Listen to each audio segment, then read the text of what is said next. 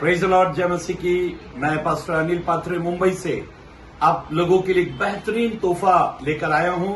मेरे पास में convention, crusade, seminar, उपवास की प्रार्थनाओं में और जगह जगह जो संदेश बड़ी बड़ी सभाओं में दिए, उन सारे संदेशों को इन किताबों में लिख दिया है।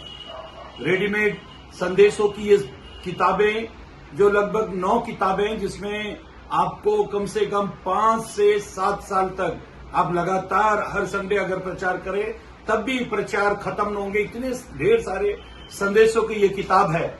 अगर आप बाइबल स्कूल नहीं पढ़े, थियोलॉजिकल पढ़ाई नहीं की, तो चिंता करने की कोई बात नहीं है। इसमें रेडीमेड संदेश है, आप प्रचार करें और आत्मिक जीवन को बढ़ाएं। ये सारी किताबें जो है नाम मात्र आपको 900 रुपए में मिलेगी। अगर आप पोस्ट या कुरियर के जरिए मंगाना चाहते हैं तो ये सारी किताबें आपके घर तक 1000 रुपए में आपको मिल जाएंगी। नीचे स्क्रीन पर हमारा जीपे, फोन पे नंबर चल रहा है। इस पर तुरंत 1000 रुपए आप जीपे या गूगल पे या फोन पे करें, और यही हमारा व्हाट्सएप नंबर है। आप इस पर कांटेक्ट करें, अपना नाम, एड्रेस, पता, पिन कोड नंबर के साथ में हमें भेजें ताकि हम आप तक ये सारी किताबें आप तक पहुंचाने पाए। सबको praise the Lord. Praise the Lord. Hallelujah, hallelujah. बोलो यीशु मसीह के नाम की हालेलुया। एक जोरदार ताली प्रभु यीशु के लिए।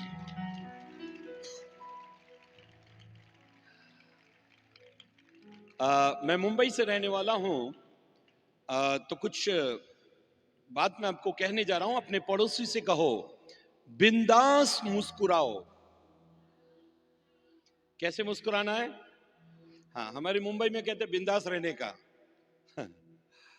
बिंदास बोलने का, बिंदास मुस्कुराने का, किसको डरने का नहीं। तो अपने पड़ोसी को कहो, बिंदास मुस्कुराओ, क्या गम है। हाँ, दोबारा बोलो, बिंदास मुस्कुराओ। मुझे लग रहा है इसका इको बड़ा हुआ है, इस इको बंद कर दो। हाँ, कहो, बिंदास मुस्कुराओ, क्या गम है। जिंदगी में टेंशन किसको कम है, अच्छा या बुरा, ये तो एक भ्रम है। जिंदगी का नाम ही कभी खुशी तो कभी गम है। एक जोरदार ताली प्रभु के लिए। मेरी बहनों, मेरे भाइयों, जिंदगी में खट्टे मीठे अनुभव आते रहेंगे। जिंदगी कभी एक समान नहीं चलेगी। जो लोग आईसीयू में एडमिट होते हैं और उनकी धड़कन ऐसे ऐसे ऊपर नीचे हो रही है, इसका मतलब जिंदा है। अगर लाइन सीधी हो गई तो समझो गए काम से। तो जिंदगी में उतार चढ़ाव आता रहेगा। अगर बीमारी आए तो दवा समझकर, अगर खुशी आए तो मिठाई समझ के खा लो। जीवन के हर पहलू को जीना सीखना चाहिए। जीवन के हर पहलू को, हर दिन को जीना सीखना चाहिए। आज मैं परमेश्वर का धन्यवाद देता हूं कि मुंबई से आज सुबह में करीबन 11, साढ़े 11, 12 बजे के तकरीबन मैं यहां पर पहुंच गया।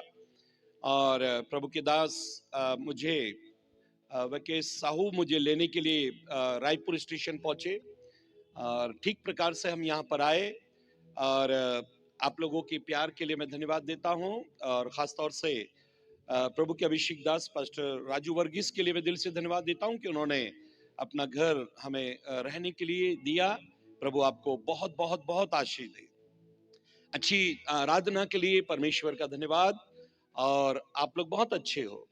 बोलो अपने पड़ोसी से, आप बहुत अच्छे हो। आज के दिन प्रभु आपको आशीष दे।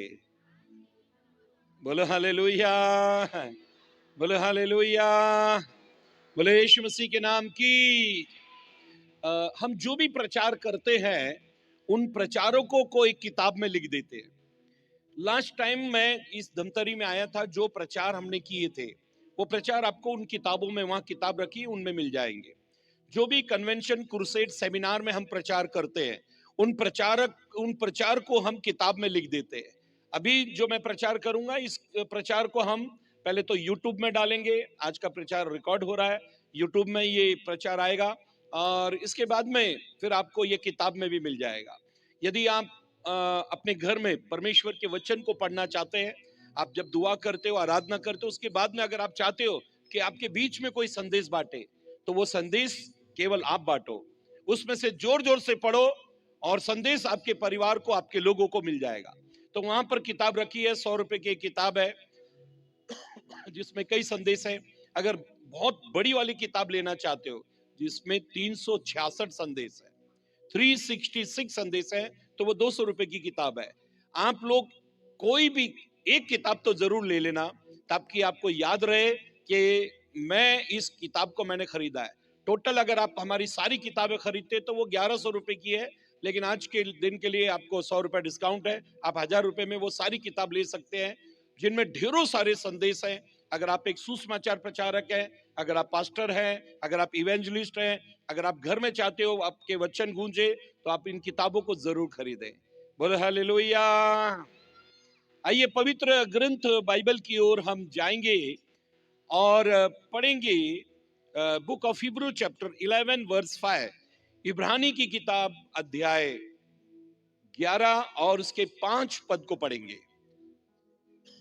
मैं चाहता हूं कि एक माइक पढ़ने के लिए किसी को दे दिया जाए। Book of Hebrew chapter 11 verse 5, इब्रानी की किताब अध्याय 11 और उसके 5 पद को पढ़ेंगे। हाँ, ऐसा लिखा है, विश्वास ही से हनोक उठा लिया गया। हनोक कैसे उठा लिया गया? विश्वास से हनोक उठा लिया गया कि वो मृत्यु को, हाँ, विश्वास से हनोक उठा लिया गया कि वो मृत्यु को न देखे, और उसका पता नहीं चला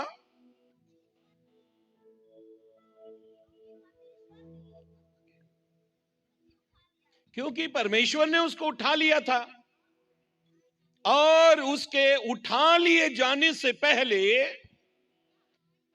उसके विषय में खुदा की ओर से यह गवाही दी गई थी, उसने परमेश्वर को प्रसन्न, हाँ, मैं चाहता हूं माइक पे पढ़ लें अभी। विश्वास ही से हनोक उठा लिया गया, विश्वास ही से हनोक उठा लिया गया कि मृत्यु को ना देखे, मौत को ना देखे। देखो विश्वास क्या करता है, हमारे लिए कुछ ऐसे अद्भुत काम करता है। विश्वास हमारे लिए कुछ ऐसे अद्भुत काम करता है जो सारे नियम, कायदे, कानून को तोड़ देता है। विश्वास जब हम करते हैं तो वो साइंस को अलग हमारे जीवन से, साइंस, विज्ञान, टेक्नोलॉजी को हमारे जीवन से अलग कर देता है। उसके भी ऊपर विश्वास काम करता है। जब आप विश्वास करते हो तो यीशु ने कहा, यदि तू विश्वास करे तो तू परमेश्वर की महिमा को देखेगा। जानते हो, जब हम विश्वास करते हैं तो परमेश्वर की एक अद्भुत महिमा को हम अपनी आंखों से देखने पाते हैं। मेरी बहनों, मेरे भाइयों, बाइबल में लिखा है, विश्वास ही से हनोक उठा लिया गया, हाँ, कि मृत्यु को ना देखे, कि मौत को ना देखे। देखो बाइबल में 2 लोगों ने मौत को नहीं देखा। कोई बता सकता है कौन कौन है वो? हनोक और एलिया। ये 2 लोगों के लिए मौत नहीं थी, लेकिन एक ने मौत को मांगा। हालांकि उसके लिए मौत नहीं थी, लेकिन उसने मौत को क्या किया? मांगा। कौन था वो? एलिया ने मौत को मांगा। खुदा ने उसके लिए मौत रखी नहीं है। कई बार जो चीज प्रभु ने हमारे लिए रखी नहीं, वही चीज हम मांगते हैं। प्रभु ने कहा, मैंने तुझसे उसके ऊपर रखा है। अच्छा, बाइबल में एक व्यक्ति है जिसका जन्म नहीं हुआ लेकिन उसकी मौत हुई। बता सकते हैं कौन है वो? जिसका जन्म नहीं हुआ लेकिन उसकी मौत हुई। आदम। एक जोरदार ताली बजा दें। आदम का जन्म तो नहीं हुआ लेकिन उसकी मौत हुई। तो बाइबल बहुत ही अद्भुत बाइबल है, और बाइबल में ढेरों सारे ऐसे दिलचस्प बातें हमको दिखाई पड़ती हैं जिसके जरिए परमेश्वर हमको बहुत आशीष देता है। ऐसा लिखा है विश्वासी से हनोक उठा लिया गया, हाँ, कि मृत्यु को ना कि देखे मृत्यु को न देखे और उसका पता नहीं मिला, और उसका पता नहीं मिला, क्योंकि परमेश्वर ने उसे उठा लिया जो था। काम परमेश्वर करता है दुनिया को पता नहीं लगता, परमेश्वर ने उसको उठा लिया और उसके उठाए जाने से पहले और उसके उठा लिए जाने से पहले उसकी यह गवाही दी गई उसकी थी ये गवाही थी कि उसने परमेश्वर को प्रसन्न किया कि है। उसने परमेश्वर को प्रसन्न, जोर से बोलो, उसने परमेश्वर को, हाँ, दुनिया में एक बात याद रखो, रब राजी तो सब राजी। अपने पड़ोसी को बोलो, रब राजी, रब का मतलब है खुदा, रब राजी तो सब राजी, रब राजी तो सब राजी। लेकिन हम क्या करते हैं, सबको राजी करते हैं, खुदा नाराज रहता है। हमारे जीवन में हम सबको खुश कर लेते हैं लेकिन खुदा को कभी खुश नहीं कर पाते।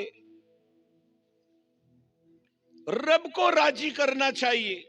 बाइबल में ऐसा लिखा है यीशु के विषय में लोगों ने क्या कहा, खाऊ, पेटू, पियक्कड़, करना देने वाला, देशद्रोही, पागल, इसका चित ठिकाने नहीं है। यीशु के प्रति लोगों ने बहुत बेकार बेकार बातें कही लेकिन यीशु ने किसी भी बात को सुना नहीं। आपके विषय में कोई क्या कह रहा है आप कभी नहीं सुनना। ये दुनिया की प्रतिक्रिया, दुनिया आपके विषय में क्या कहती कभी मत सुनो। संसार के लोग कभी ठीक नहीं बोलते। पत्नी सीधी हो तो उसको गाय बोलते हैं, पति सीधा हो तो उसको गधा बोलते हैं। ये लोगों के अलग अलग स्टेटमेंट है। हमारे मुंबई में एक ने दाढ़ी रख ली,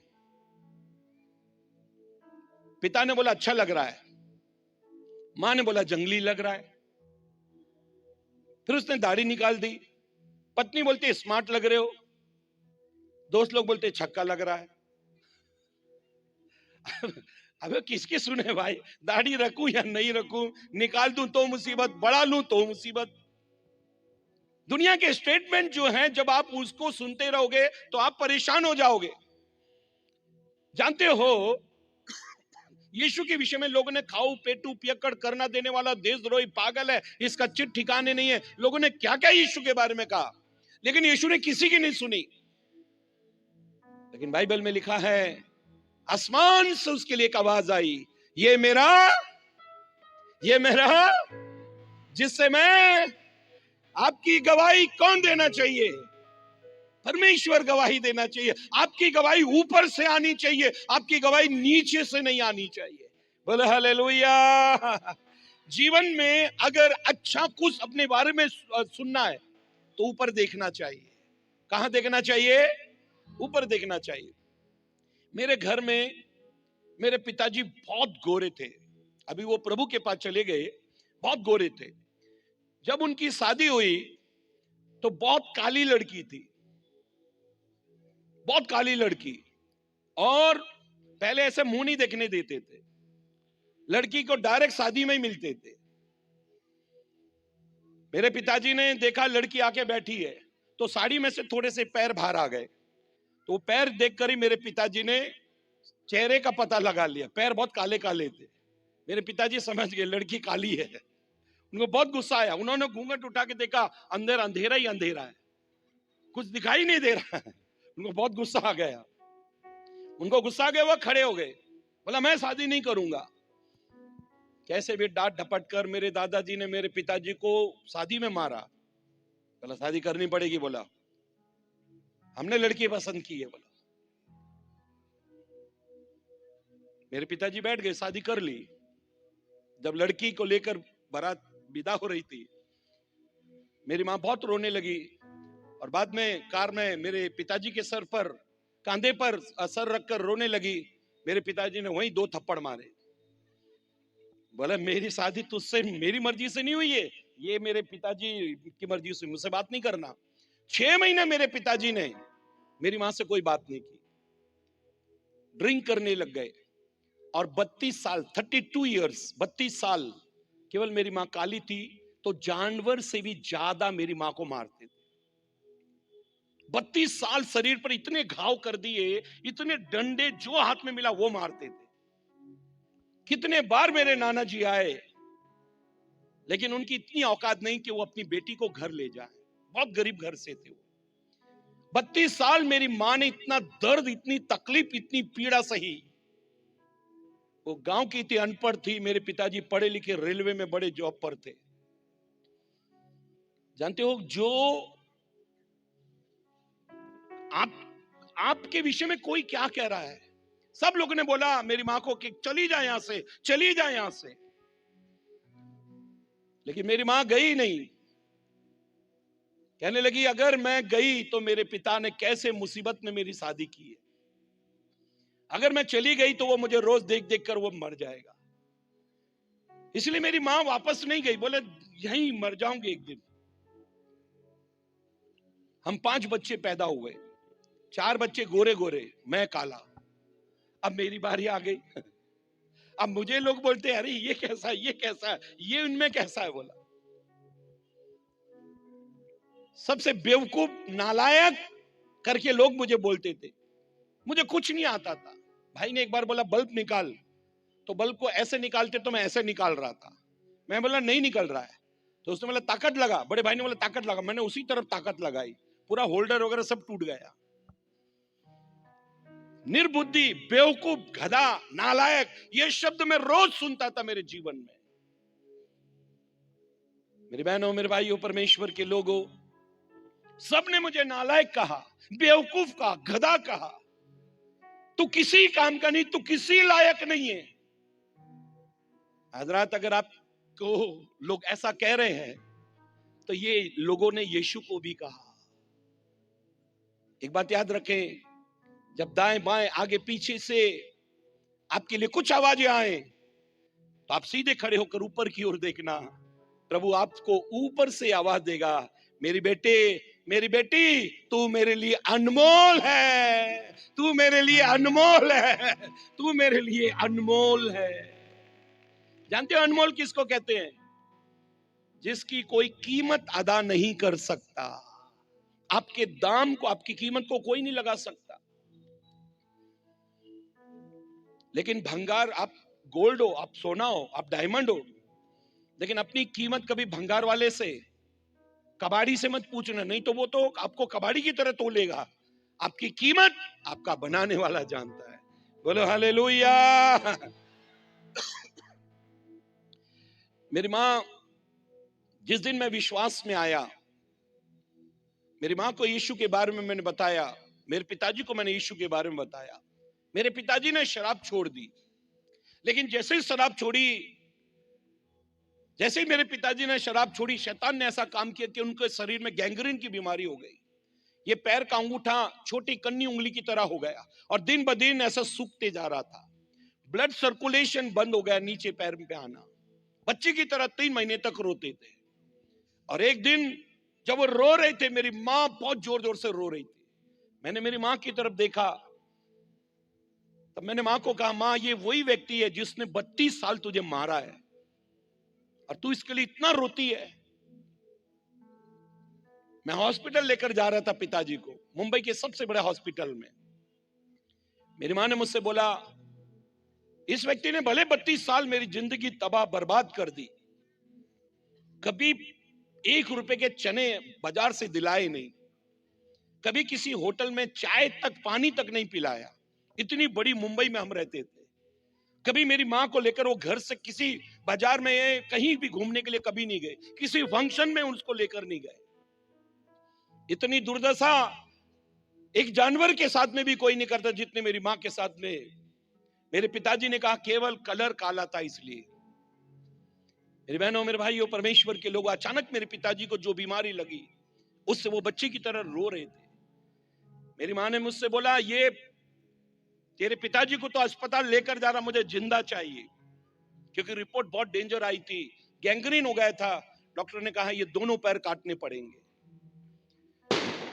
परमेश्वर के लोगों, जब हमने 3 दिन उपवास और प्रार्थना की, इन 3 दिनों में मैंने सबसे ज्यादा मेरी मां को रोते हुए देखा। अगर एक पत्नी पति का प्यार क्या होता है, एक तरफ से कुछ भी नहीं मिल रहा तो भी मेरी मां ने मेरे पिता को इतना प्यार किया। और जब मैंने देखा कि 3 दिन वो इतना रोई कि जब चौथे दिन हम मुंबई के King Edward Memorial church hospital KEM hospital में लेकर गए। मुंबई का सबसे बड़ा हॉस्पिटल है। जब उसमें लेकर गए, डॉक्टरों ने कहा था पैर काटने के लिए, डेट दी थी। जब हम उनको हॉस्पिटल लेकर गए, सारा चेकअप करने के बाद में कंसल्टिंग रूम में डॉक्टर ने मुझे बुलाया और उसने कहा तुम इनको कहां लेकर गए थे, इलाज के लिए कहां लेकर गए? मैंने सर इलाज के लिए तो कहीं नहीं लेकर गए। बोला कहीं तो लेकर गए होगे। बोला सर कहीं नहीं लेकर गए, आपने अपॉइंटमेंट दिया था ये दिन और यहां लेकर आए। बोला अरे कहीं तो लेकर गए होगे ना। मैंने हम तो सिर्फ प्रार्थना में गए थे। तो उन्होंने कहा जब सबसे बड़ा हॉस्पिटल जाकर आए तो ये हॉस्पिटल में क्यों आए? इनका ब्लड सर्कुलेशन जो बंद था वो तो शुरू हो गया। बोला जो डॉक्टर ने दोनों पैर काटने के लिए कहा था, मेरी बहनों मेरे भाइयों, वही एक औरत जिसको नालायक कहा गया, बहुत दर्द दिया गया, तकलीफ दी गई, समस्या दी गई। हो सकता है कि आपकी इज्जत, आपका आदर, आपका सम्मान ये दुनिया में कोई नहीं कर रहा, लेकिन जिसने आपको इस दुनिया में भेजा है वो आपका सम्मान करने के लिए तैयार है। बोलो हालेलुया, बोलो हालेलुया, बोलो यीशु मसीह के नाम की। मैं चाहता हूं आप एक पद पढ़ ले, अय्यूब की किताब, बुक ऑफ जॉब 16 अध्याय, book of Job chapter 16 verse 19। अय्यूब की किताब 16 अध्याय पद 19। अब भी स्वर्ग में मेरा साक्षी है। हाँ, अय्यूब कहता है अब भी स्वर्ग में मेरा साक्षी है, मेरा गवाह, मेरी गवाही, मेरे विषय में बोलने वाला स्वर्ग में बैठा है। मेरी गवाही देने वाला, मेरी ओर से बोलने वाला, मेरी ओर से लड़ने वाला, मेरी तरफ से सत्वाना देने वाला स्वर्ग में बैठा है। हाँ आगे, और मेरा गवाह ऊपर है, मेरा गवाह ऊपर है। मेरी बहनों मेरे भाइयों, जब आपकी तरफ से कोई ना बोले, जब आपकी तरफ से कोई खड़ा ना हो जाए, एक बात याद रखो, जब सब छोड़ देंगे तब यीशु आएगा। जब कोई नहीं आता मेरे यीशु आते हैं, जब कोई नहीं आता मेरे यीशु आते हैं, मेरे दुख के दिनों में वो बड़े काम आते हैं, मेरे दुख के दिनों में वो बड़े काम आते हैं। जब कोई नहीं आएगा, जब कोई आपकी तरफ से नहीं बोलेगा, जब सब पत्थर लेकर उस पापनी स्त्री को मारने के लिए खड़े हुए थे, यीशु के सामने एक पापनी स्त्री को व्यभिचार करती हुई पकड़ी गई, और जब वो पकड़ी गई उसको सब लोग लेकर आए और यीशु को चुनौती दी और कहा मूसा की व्यवस्था, हमें जो व्यवस्था दी गई है उस व्यवस्था में लिखा है, उस व्यवस्था में लिखा है ऐसी स्त्री को जो व्यभिचार में पकड़ी गई है उसे पत्थर मार मार के उसकी जान ले ली जाए। यीशु के सामने वो स्त्री खड़ी है, सबके हाथ में बड़े बड़े पत्थर हैं, और जानते हो तब वो लोग यीशु से पूछने लगे तू इसके विषय में क्या कहता है? अगर यीशु कहता है छोड़ दो, अगर यीशु कहे छोड़ दो इसे, तो वो मूसा की व्यवस्था को तोड़ देता है, यीशु के भी ऊपर वो पथरवाह करेंगे। अगर यीशु कहता है छोड़ दो तो वो पथरवाह करेंगे, अगर यीशु कहता है छोड़ दो तो वो पथरवाह करेंगे, क्योंकि मूसा की व्यवस्था को तोड़ रहा है। अगर यीशु ये कहता है कि इसे दंड दो, मूसा की व्यवस्था को फॉलो करो, तो फिर यीशु ने कहा मैं बचाने के लिए आया हूं, लेकिन ये स्त्री तो मर रही है। अगर यीशु बचाने के लिए आया है तो ये स्त्री तो मर रही है। उन्होंने यीशु को फंसा दिया, लेकिन जानते हो जो सब पत्थर ले लेकर पूरी रेडी थे, उन्हें मालूम था ये स्त्री व्यभिचार में पकड़ी गई है, व्यवस्था ये कहती है, कानून ये कहता है इसको मारो, अब हमें कोई नहीं रोक सकता। अब यीशु को व्यवस्था भी बचानी है और यीशु को इस स्त्री को भी बचाना है। मेरी बहनों, मेरे भाइयों, परमेश्वर के लोगों, तब यीशु ने कहा तुम में से जो निष्कलंक है, जिसने कभी कोई पाप नहीं किया, वो पहला पत्थर इस पर मारे। और जो जो पत्थर लेकर आगे आए, यीशु ने सबके नाम और उनके काम लिख दिए। उन्होंने उंगली से जमीन पर उनके नाम और उनके काम लिख दिए। सबने देखा, अपने नाम और अपने कामों को देखा, सब पत्थर फेंक फेंक कर चले गए। मेरी बहनों, मेरे भाइयों, यीशु मसीह व्यभिचार का पक्ष नहीं ले रहे थे, लेकिन यीशु मसीह जानते थे कि वो पापी को नहीं, पाप को मारने आए थे। यीशु मसीह पापी को नहीं, लेकिन पाप को मारने आए थे। अब उनके पास में पापी को बचाने के लिए उनके पास एक कीमत थी, एक दान था, और वो स्वयं का बलिदान था। मेरे बहनों, मेरे भाइयों, परमेश्वर के लोगों, हनोक के उठा लिए जाने से पहले उसके विषय में यह गवाही दी गई कि इसने परमेश्वर को खुश किया। परमेश्वर की ओर से उसके लिए गवाही थी।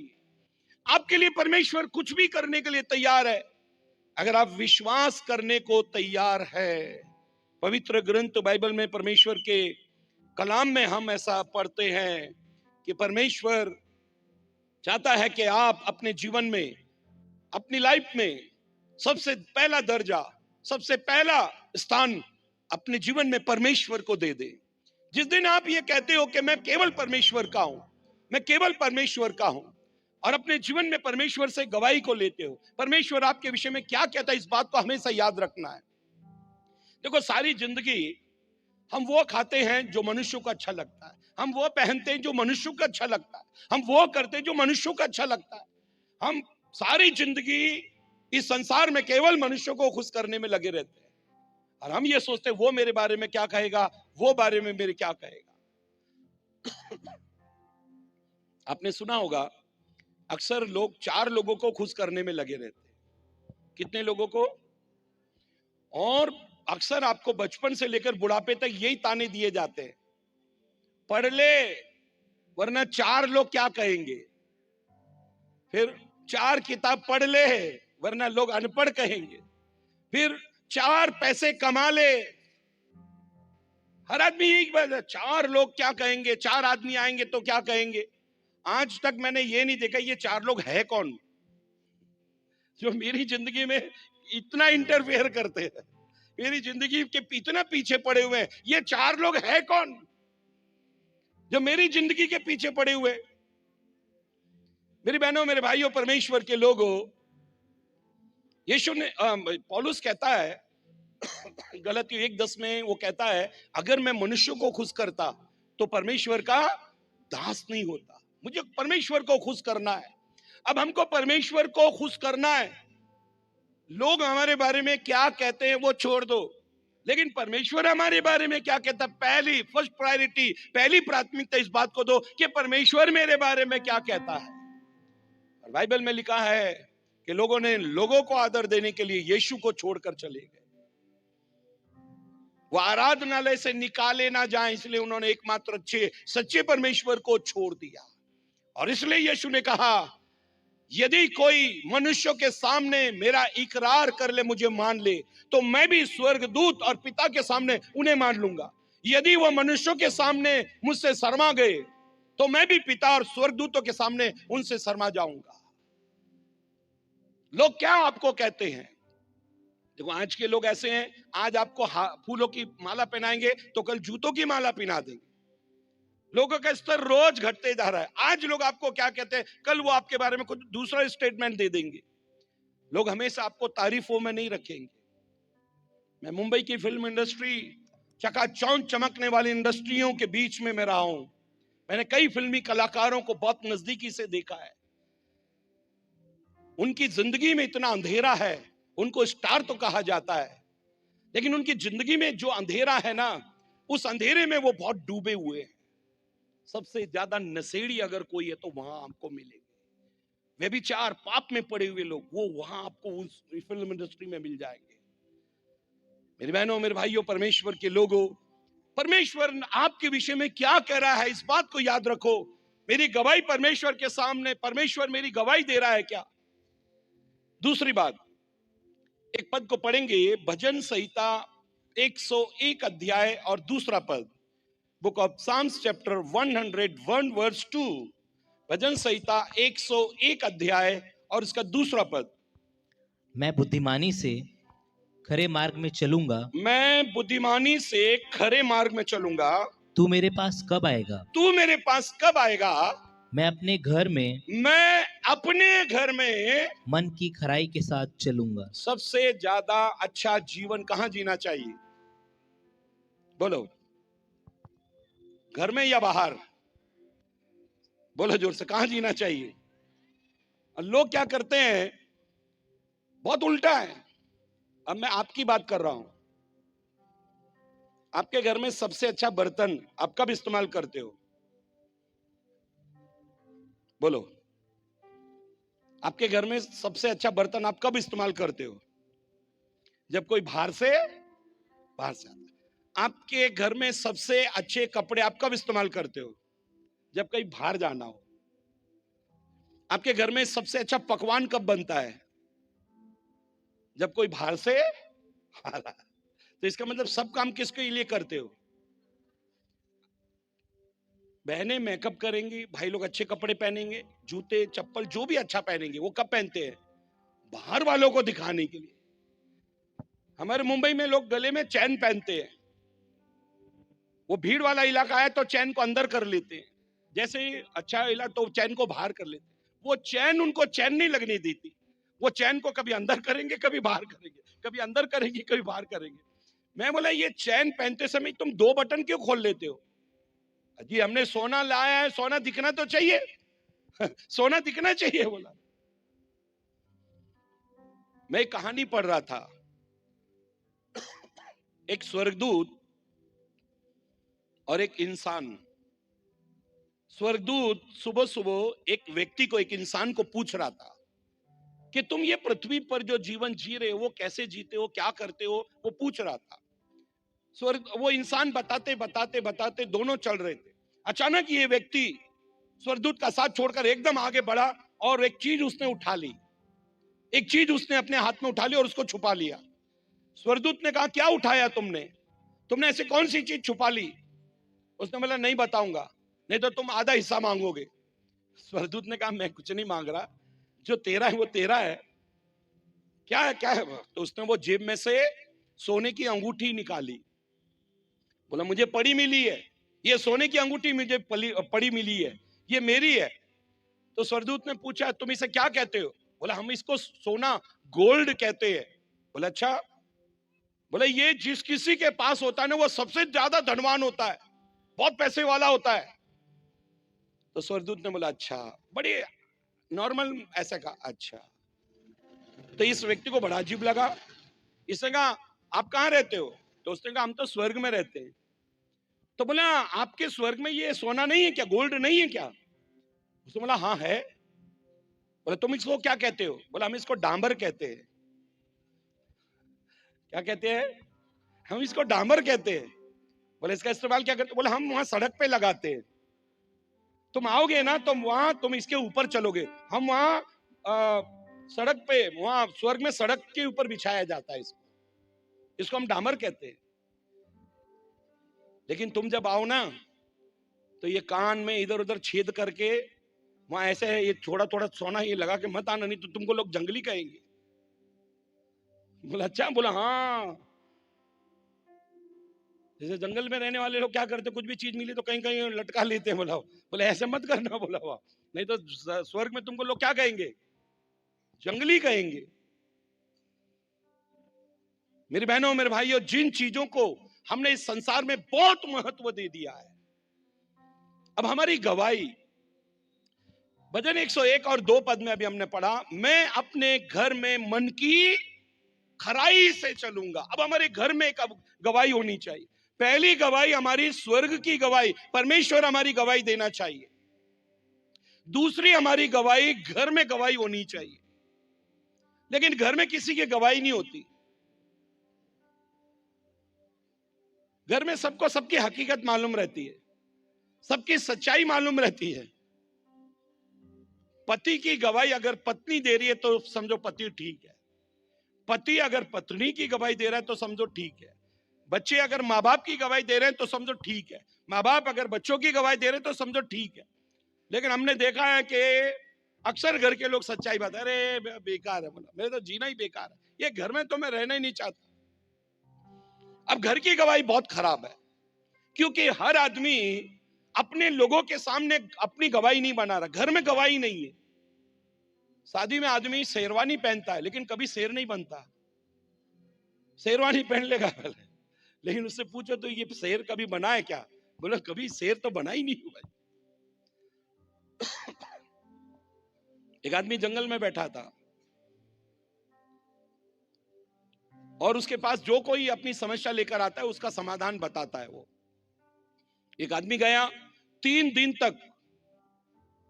तक उसने लाइन लगाई, नंबर लगाया उस जंगल में, तब जाके उसका नंबर आया। उसने पूछा, बोलिए आपकी क्या समस्या है? बोला सर मैंने सुना है आप सब समस्याओं का समाधान करते। बोला हाँ बताओ। बोला सर ऐसा कुछ करो कि मेरी पत्नी मेरे वश में आ जाए, मेरी पत्नी मेरे कंट्रोल में आ जाए। वो सुनती नहीं मेरी कोई बात। वो खड़ा हुआ, उसने उसको एक लात मारी और बोला भाग यहां से। बोला आप तो बोले सब समस्याओं का हल मेरे पास है, फिर आपने मुझे लात क्यों मारी? वो कहता है बेटा अगर पत्नी मेरे वश में होती तो मैं जंगल में बैठा रहता, मैं अपने घर में नहीं रहता। हमारे यहाँ संडे को एक मेडिकल चालू था। वो दुकान वाला गया, बोला भाई साहब ऐसी कोई दवा है जो घर में शांति हो? बोला भाई ऐसी कोई दवा रहती तो संडे के दिन मैं मेडिकल खोल के बैठा रहता। ऐसी कोई दवा नहीं है, दुनिया में कोई दवा नहीं है। बोला अब देखो, मन की खराई घर में होनी चाहिए। हमारी गवाही सबसे पहले घर में होनी चाहिए। किसी भी पास्टर को आप बुलाओ प्रचार के लिए, सबसे पहले उसकी पत्नी को फोन लगाओ और पूछो ये पास्टर साहब कैसे हैं, वो बता देगी। एक पास्टर तो चर्च में प्रचार कर रहा है, तो पास्टर की पत्नी 2 सूटकेस वगैरह सब लेकर वहां चर्च में आ गई। बोला क्या हुआ, ये सब यहाँ क्यों लेकर आई हो? बोला इनको यहीं रखो, ये यहीं बहुत अच्छे रहते हैं, यहाँ ही स्वर्गदूत है, घर में आते ही पता नहीं कैसे भूत बन जाते हैं। घर में गवाही ठीक नहीं है। हनोक के उठा लिए जाने से पहले उसकी गवाही स्वर्ग की ओर से आई। इसने परमेश्वर को अपने जीवन से खुश किया, प्रसन्न किया। मेरे और आपका जीवन कामयाब या ठीक कब चलता है? तब जब परमेश्वर, ये दुनिया का बनाने वाला, हमसे खुश हो जाए। दूसरी बात, जिस दुनिया के घर में हम रहते ना, वो हमसे खुश होना चाहिए, हमारे घर के लोग हमसे खुश होना चाहिए। मैंने देखा है या तो मां या तो बाप। अच्छा पहले मुझे एक बात बताओ, दुनिया की सबसे मीठी चीज कौन इकट्ठा करती है? जोर से बोलो, पीछे वाले। मधुमक्खी है ना। दुनिया की सबसे मीठी चीज कौन जमा करता है? मधुमक्खी। मधुमक्खी दुनिया के सबसे मीठी चीज हनी, शहद, उसको जमा करती है। लेकिन फिर भी मधुमक्खी को कोई पसंद करता? ये दूसरी हकीकत है। आप मधुमक्खी हो, आप या तो पिता हो या तो माता हो। या तो पिता हो जो बाहर से घर की सारी व्यवस्था करते हो, या तो आप मां हो जो घर में सारी व्यवस्था करते हो। सुबह 6 बजे उठ जाते हो, रात को 11 बजे तक आप सोती नहीं हो। आपके परिश्रम को आपका परिवार देख रहा है, आपकी मेहनत को आपका परिवार देख रहा है। लेकिन मेरी बहनों, मेरे भाइयों, परमेश्वर के लोग, एक बात मैं आपको कहना चाहता हूं। आप सबसे कीमती चीज, सबसे प्यारी चीज, सबसे अच्छी चीज घर में ला रहे हो, आप मेहनत कर रहे हो, परिश्रम कर रहे हो, लेकिन ये मधुमक्खी की तरह जो डंक मारते हो ना परिवार को, ये बंद कर दो।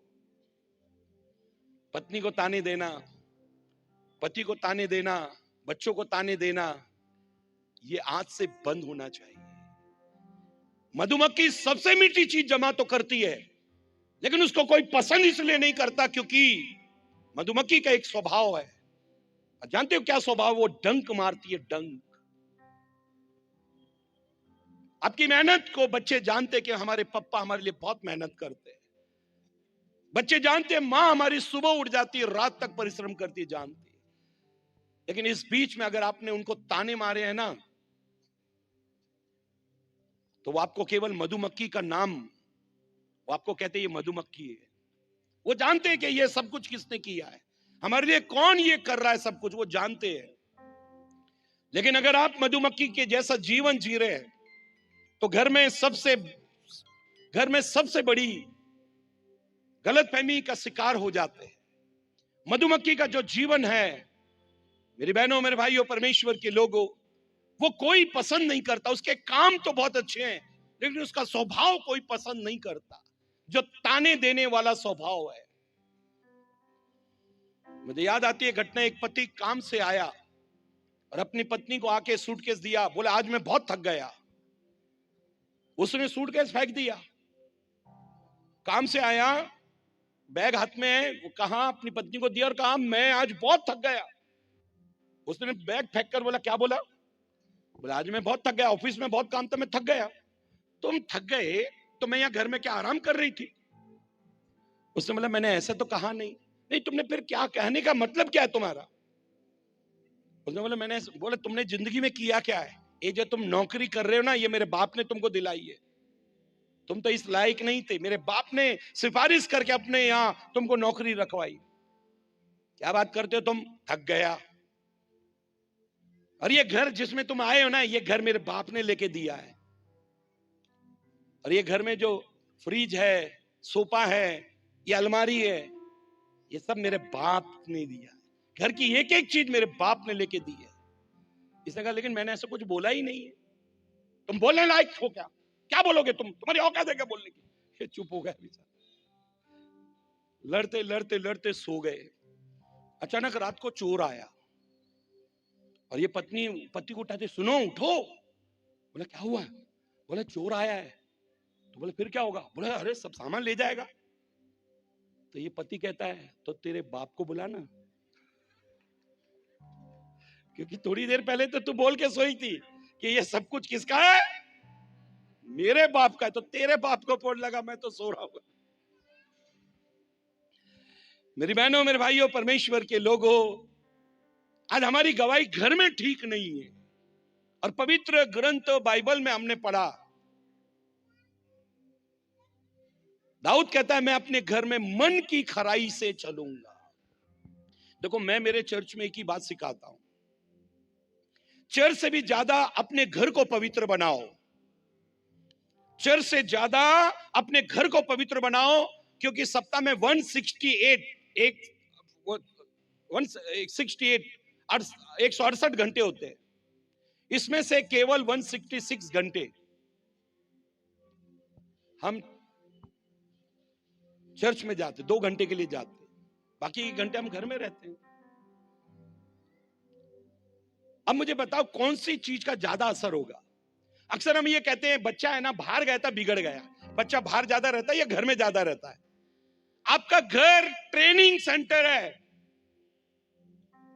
आपका घर ट्रेनिंग सेंटर है।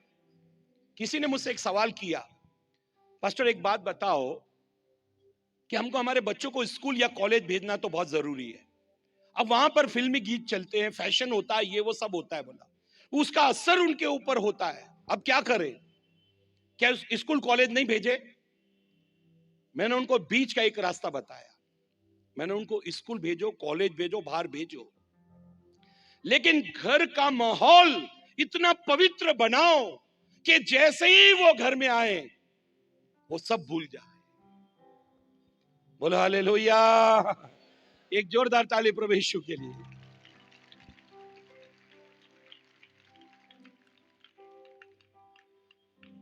आपके घर में क्या हो रहा है? आपके घर की हालत क्या है? आपके घर का वातावरण क्या है?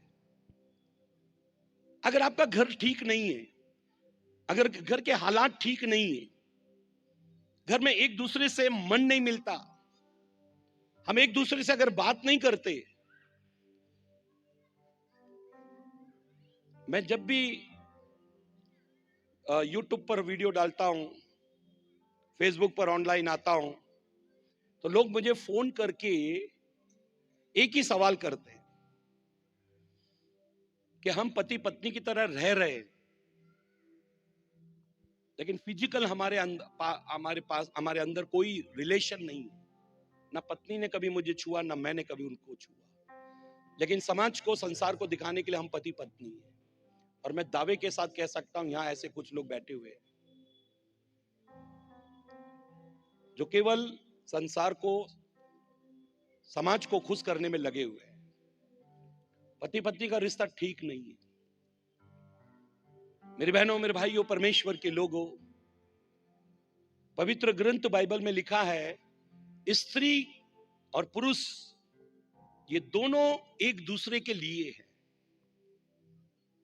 पत्नी ये नहीं कह सकती ये मेरा शरीर में हाथ नहीं लगाने दूंगी, पति ये नहीं कह सकता कि ये मेरा शरीर में हाथ नहीं लगाने दूंगा। तुम दोनों एक दूसरे के लिए बने हुए हो। अपने जीवन में, हमारी भारत की भाषा में पत्नी को अर्धांगिनी कहते हैं। अर्धांगिनी का मतलब शरीर का आधा हिस्सा। अगर मैं मेरी पत्नी की बहुत तारीफ करता हूं, बहुत इज्जत करता हूं, तो मैं अपनी इज्जत कर रहा हूं, क्योंकि वो मेरे शरीर का हिस्सा है। अगर पवित्र ग्रंथ बाइबल को आप देखें तो आदम में से हवा को निकाला, मतलब वो आदम ही है। शादी से पहले हम दो होते हैं, शादी के बाद एक हो जाते हैं। कभी भी अपने शरीर का अनादर नहीं हम करते, हम अपने शरीर को नहीं मारते। वैसे कभी भी पत्नी को या पति को एक दूसरे का अनादर कभी नहीं करना चाहिए, क्योंकि हम दो नहीं है, एक हैं। गलती किसकी है ये कभी भी इस पर चर्चा मत करो, तुरंत एक दूसरे को सॉरी बोल दो। अगर संसार में हमसे कोई भूल चूक होती है तो एक दूसरे को तुरंत सॉरी बोलना चाहिए। सॉरी बोलने में कभी देरी नहीं करना चाहिए। बहुत सारे परिवार केवल सॉरी नहीं बोल पाए, इसलिए तलाक हो गया, अलग अलग रह रहे हैं।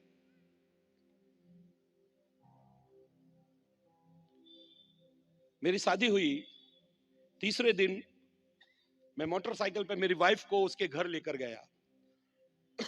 कुछ किलोमीटर दूर पर ही मेरी ससुराल थी। जैसे मैं गया, वो लोग ने बहुत अच्छा स्वागत वगैरह किया, खाना पीना हुआ। मेरी सास आके मुझे बोलती है कि हमारे में रिवाज है कि लड़की आई तीसरे दिन आती है तो 1 महीने रहती है। मैंने कहा मैं 2 चर्च चला रहा हूं, 2 कलीसिया है मेरी, और इसकी मुझे बहुत जरूरत है, तो आप फिर कभी देखेंगे, लेकिन अभी मुझे इसको साथ में रहने दो। उन्होंने कहा नहीं नहीं, ये हमारा वो ऐसा है, हम इसको यहां रखेंगे। मैंने बहुत समझाया, उनको मानने को तैयार नहीं। मैं बड़ा निराश होकर घर से निकला, बाहर गया, मोटरसाइकिल में किक मारी, मोटरसाइकिल को स्टार्ट किया। आज से 27 साल पहले की बात है। मैंने स्टार्ट किया मोटरसाइकिल, तो ऐसा लगा कोई आके बैठा है। मैंने पीछे मुड़ के देखा तो मेरी वाइफ बैठी है। मैंने कहा मम्मी ने बोला कि जाने को? बोला नहीं। बोला फिर? मैंने पूछा मम्मी ने बोला जाने के लिए? बोली नहीं। मैंने फिर? बोला मैंने शादी तुमसे की है, मम्मी से थोड़ी की है। मम्मी का और मेरा रिश्ता अभी दूर का रिश्ता है। यस, हेलो, हाय हेलो का रिश्ता है। मेरे और आपके बीच में कोई दखल अंदाजी नहीं करना चाहिए। एक बात याद रखो पत्नियों, कभी भी अपने पति की बुराई कभी मत करना। अगर आप मायके में जाकर उसकी बुराई करते हो ना, तो वो लोगों के माइंड में एक इमेज उसकी बन जाएगी, राक्षस है राक्षस। भले वो जिंदगी आपके ऊपर लुटा दे, आपके ससुराल वाले हमेशा उसको राक्षस जैसा खराब करके एक इमेज आपने उसके अंदर डाल दी, उनके अंदर डाल दी। सब विरोध में आ जाएं, लेकिन आप कभी अपने पति के विरोध में नहीं आना। पतियों, आप भी अपनी पत्नी को ऐसा प्रेम करो ना। एक्चुअली उल्टा बहुत होता है। अभी हमारे मुंबई में एक की लड़की, शादीशुदा लड़की, तो ससुराल वालों ने फोन किया तुम्हारी लड़की बहुत जबान चलाती है। तो बोलने लगे नहीं साहब नहीं, हमारी लड़की दिल की साफ है। जबान नहीं चलाती, वो दिल में जो है ना वो निकाल देती है, दिल की साफ है। दूसरे दिन बहू ने जीभ चला दी, तो बोले बदतमीज कहां से आ गई, बोला अब इसको भी तो दिल की साफ बोलना चाहिए ना। लड़की जबान चलाए तो दिल की साफ है, बहू जबान चलाए तो बदतमीज है। पतियों, कभी भी अपने पत्नी के विषय में एक वर्ड कभी गलत मत सुनना। बच्चों, माता पिता के विषय में कभी कोई बुराई मत सुनना। आपके घर के वातावरण को ठीक करने के लिए कभी भी आप तीसरे व्यक्ति को मत बुलाना। ये दुनिया के लोग, आप जख्म दिखाओगे ना तो ये नमक छिड़केंगे। आप अपने घर के हालात अगर बताओगे ना तो ये लोग फायदा उठाएंगे, फायदा। इसलिए अपनी परिवार की समस्या केवल प्रभु को बताओ।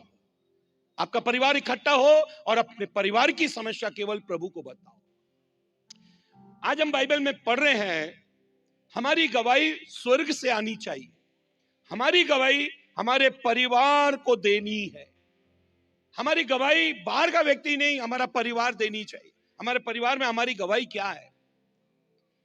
अगर हमारी गवाही हमारा परिवार देता है तो इसका मतलब है हम बिल्कुल ठीक चल रहे हैं, परमेश्वर के वचन के आधार पर चल रहे हैं। अक्सर ऐसा होता है, हम हमारे घर में जो भी चीज रखते हैं वो बाहर वालों के लिए रखते हैं, हमारे घर के लिए हम कुछ नहीं रखते, अपने परिवार के लिए हम कुछ नहीं रखते। कपड़े लाओ, त्योहार पे आएंगे, वो लाओ, वो जब मेहमान आएंगे तब आएगा। आज खीर बना लो, बोले तुम्हारी बुआ जी आएंगी ना तब खीर बनेगी। अरे खीर आपको खानी है, बुआ को खानी है। बोला अपने परिवार के लिए कोई कुछ नहीं बनाता।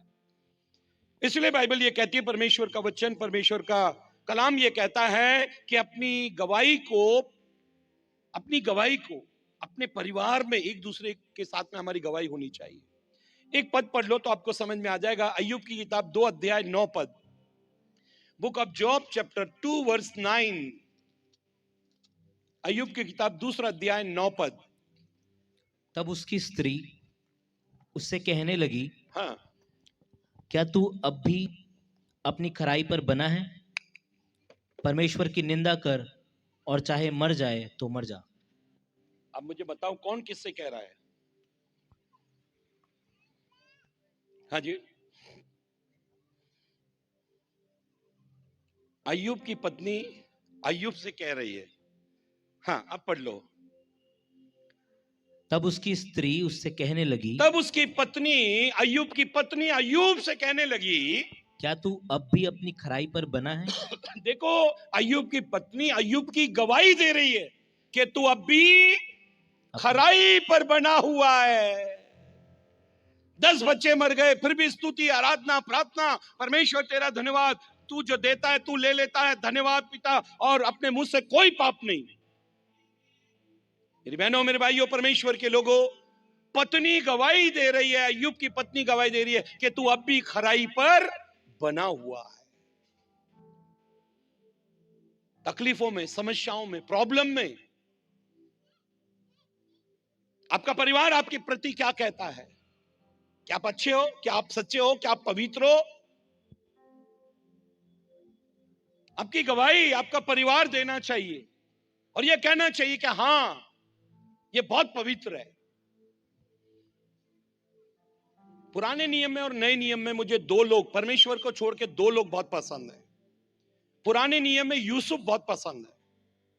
उसने एक ही शादी की, कोई लफड़ा नहीं, कोई नहीं, इधर नहीं उधर नहीं मिली, उससे वो मिल गई तो उससे शादी कर लिया, ऐसा कुछ नहीं। यूसुफ ने एक शादी की। और नए नियम में मुझे पौलुस पसंद है, उसने एक भी नहीं की।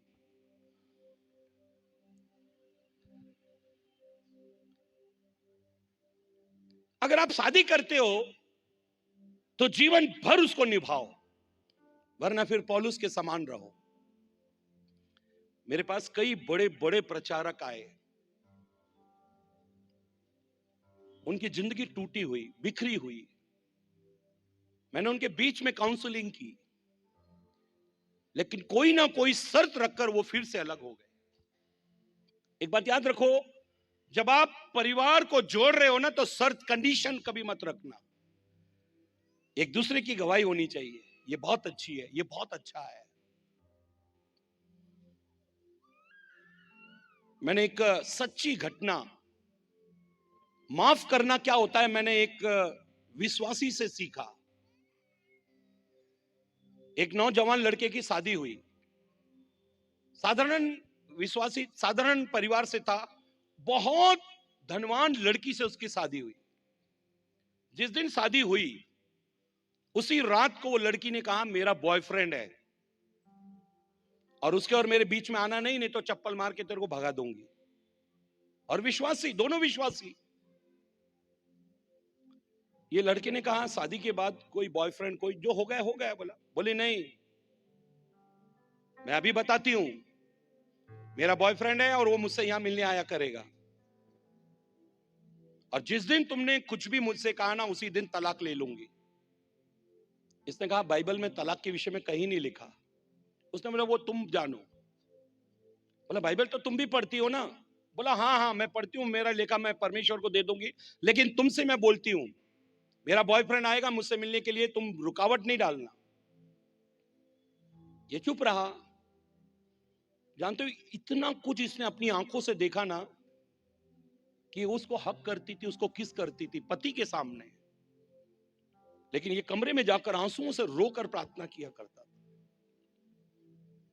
इसने अपनी पत्नी की चर्चा कभी किसी के आगे नहीं की। ये रियल सत्य घटना है, कोई कथा कहानी नहीं है। ये साधारण सा घराने का लड़का अपने बेडरूम में जाकर उस बेडरूम को ये गुड रूम बनाता था, अपने घुटने खुदा के आगे टेकता था। ये सिलसिला कई दिनों तक चलता रहा। उसका बॉयफ्रेंड उसको मिलने आता, ये उसको अपने बेडरूम में ले जाती, ये हॉल में बैठकर प्रार्थना करता। कभी भी इसने अपनी पत्नी के प्रति कोई चिड़चिड़ाहट या मार दूंगा या इसका मर्डर कर देना चाहिए या इसको जहर दे देना चाहिए, कुछ ऐसा करना चाहिए, इसके मन में दिमाग में भी नहीं आया। केवल प्रार्थना करता रहा। और एक दिन बेडरूम में से आवाज आई, दोनों लड़ रहे थे, और वो लड़का बोलता है मैं तेरा केवल इस्तेमाल कर रहा था, मुझे जानती है तू तो किसी और की हो चुकी है, तेरे जैसे 1000 मिलेंगी, मैं भी पैसे वाला हूं, तेरे से ज्यादा पैसा मेरे पास है। और वो उसको लात मार के चला गया। इसका पति हॉल में प्रार्थना कर रहा था, वो आकर उसके चरणों में गिर पड़ी, रोने लगी, मेरी जिंदगी बर्बाद हो गई, मेरे बॉयफ्रेंड ने मुझे छोड़कर चला गया। उसने कहा कि वो तुम्हारा था ही नहीं, तुम तो मेरी हो, तुम तो मेरे लिए हो। अभी मैं बहुत गंभीर बात बता रहा हूं, आप उसको ध्यान से सुनो। यीशु ने कहा व्यभिचार को छोड़ और किसी बात और किसी कारण से तलाक नहीं हो सकता। इसका मतलब है कि अगर पत्नी किसी और के साथ में रिलेशन रखे और पति किसी और के साथ में रिलेशन रखे तो तलाक हो सकता है। अब ध्यान से सुनो, इसने यीशु के इस वचन को चैलेंज किया और कहा माफी, माफ करना इस वचन से भी बड़ी चीज है। अपनी पत्नी को कहा मैं इस वचन को लेकर तुझे माफ करता हूं, मेरे मन में, मेरे ख्याल में, मेरे होठों पर कभी यह बात नहीं आएगी कि तेरा कोई बॉयफ्रेंड था और वो तुझसे मिलने आता था। इसने अपनी पत्नी की गवाही को बनाए रखा, जबकि बहुत विचित्र हुआ, बहुत अद्भुत, कुछ ऐसा हो गया जिसको कोई पति सहन नहीं कर सकता, लेकिन इसने अपनी पत्नी की गवाही को बना लिया। तोड़ने के लिए बाइबल में हजारों वचन हैं, लेकिन जोड़ने के लिए एक ही है, माफ कर दो, अपने परिवार को माफ करो, एक दूसरे को क्षमा करो। पौलुस कहता है मैं मसीह की जगह पर खड़े होकर तुम्हें क्षमा करता हूं। परमेश्वर के लोगों, परमेश्वर आपकी गवाही देना चाहिए, और जब वो आपकी गवाही देगा तो आपके लिए इस दुनिया में कुछ ऐसा करेगा, कुछ अद्भुत करेगा, कुछ विचित्र करेगा, कुछ गंभीर करेगा। परमेश्वर ने गवाही दी, हनोक ने मुझे खुश किया है, और मृत्यु से पहले, मौत से पहले खुदा ने उसको उठा लिया। अगर आपके जीवन से परमेश्वर खुश है तो आपके जीवन में हालातों के विपरीत कुछ ऐसा करेगा जिसको आप सोचकर विचार करके ये कहने पाओगे, अरे परमेश्वर ने मेरे लिए कुछ अद्भुत किया है। अपनी गवाही को परमेश्वर से लो। जानते हो, याकूब जब अपने मामा के घर पर था, 20 साल उसने अपने मामा की सेवा की, लेकिन मामा ने बार बार चतुराई से इस याकूब को परेशान किया। इसकी तनख्वाह, सैलरी, पगार, इसकी मजूरी 10 बार कम कर दी। तब इसने अपनी पत्नी को मैदान में बुलाकर कहा, अब तुम्हारा पिता जो है वो मेरे साथ में बार बार बुराई कर रहा है। आगे से जो भी हमें लेन देन होगा, हमारा साक्षी, हमारा गवाह, मेरी तरफ से बोलने वाला, मेरी धार्मिकता होगी। इसका मतलब परमेश्वर अब बात करेगा। परमेश्वर के लोगों, किसी को भी बेकार में जवाब देने की जरूरत नहीं है। आपकी ओर से जवाब देने के लिए परमेश्वर है। बाइबल कहती तुम खामोश रहो, तुम्हारी ओर से यहोवा लड़ेगा। और जानते हो, जब वो लड़ेगा, अगर परमेश्वर को आपने लड़ने के लिए खड़ा कर दिया, अगर परमेश्वर को आपने अपनी तरफ से बोलने के लिए खड़ा कर दिया, तो कौन उसका सामना कर सकता है? कौन सा ऐसा हथियार है जो खुदा को विफल कर दे? कौन सा ऐसा व्यक्ति है जो परमेश्वर से ज्यादा बलवान या बुद्धिमान या ताकतवर है? मेरी बहनों, मेरे भाइयों, परमेश्वर के लोगों, अय्यूब की गवाही उसकी पत्नी देती है कि यह खराई पर बना हुआ है। अगर आज रात आप खराई पर बने हुए हो तो परमेश्वर आपके जीवन में बहुत अद्भुत काम करेगा। अपनी गवाही को अपने घर में ठीक कर लो। जरूरी नहीं है कि छड़ी उठाओ, जरूरी नहीं है कि मधुमक्खी की तरह डंक मारो, लेकिन हर बात को दुआ में सुलझाओ।